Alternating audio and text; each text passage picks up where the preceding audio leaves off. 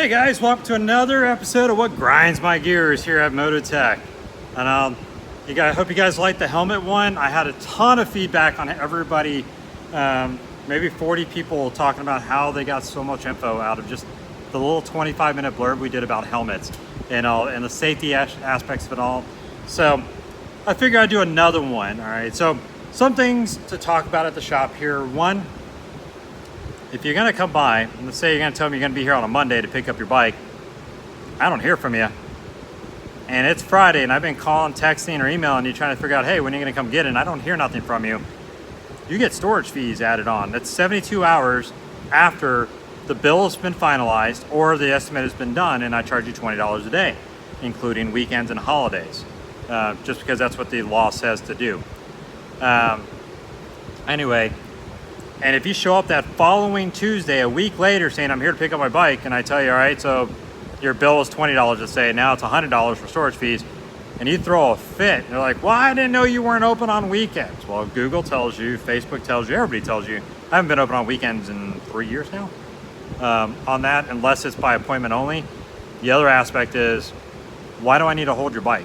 You know, he's like, well, you had the bike, you know, you had possession of it. Well, yeah, but you were supposed to pick it up a week ago and never called, never texted, didn't answer your messages, didn't respond on Facebook, Instagram, whatever else I did. I mean, I go through a whole lot of stuff there. Yes, you're gonna get storage fees, okay? So unfortunately that happens. Now, if we have a prepaid agreement, meaning that you work offshore or something and I have your bike and I can get it done tomorrow, but you're not gonna be back for 2 weeks, you say, hey, 3 Fridays from now on this date, I will be here to pick it up. I don't charge you storage for that time frame because we have a prepaid agreement on that one, our pre-planned agreement. But if you don't show up on that Friday and I don't hear from you and it's 2 more weeks later and you finally show up, yeah, you get storage fees added on, guys. I'm sorry.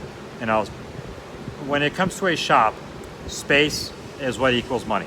Okay, every square foot should charge or make a certain amount of money in your shop on a daily or monthly basis. Depends on how you do your math on that one. So yes, that happens.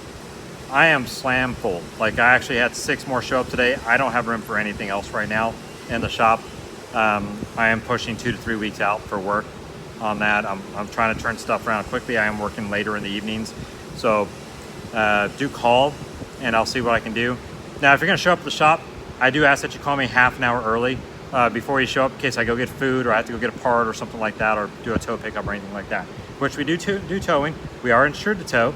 So we are probably one of the very few shops in town. I think I am the only shop in town that does towing and that is insured when it tows. So I mean, if something happens to my truck or your bike when it's on the trailer, it's covered under my stuff.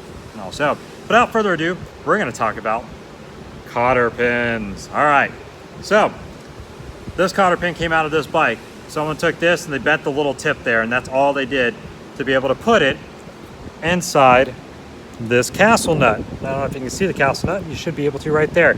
There's a hole that it goes through right in here. Okay, there is a proper way of doing a castle or a cotter pin, and if you guys fly, all you A&Ps out there, and or IA inspectors will know this method here. The cotter pin does go through the hole there. Okay. It goes all the way through. What we're trying to do is make sure that that locks in place. If that is too small, it will go all the way down and go in. If it's too big, it'll stick up. We want to get it flush with the castle nut there, okay? Awesome, there we go. Sorry, I'm kind of doing this a little bit. Let me get a pliers.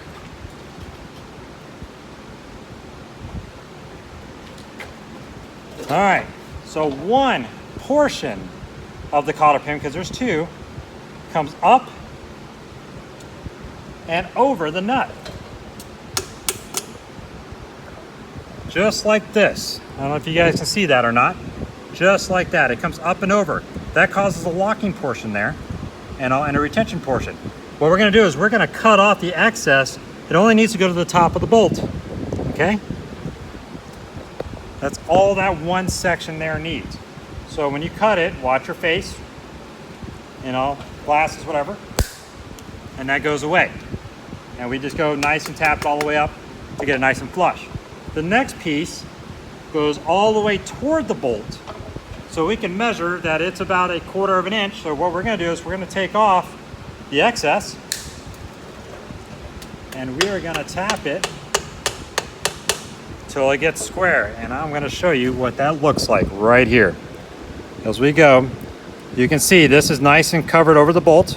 Right there, it comes up and over. And as we go onto the underside, now you're lapping or latching the bolt there, so now it will not come out.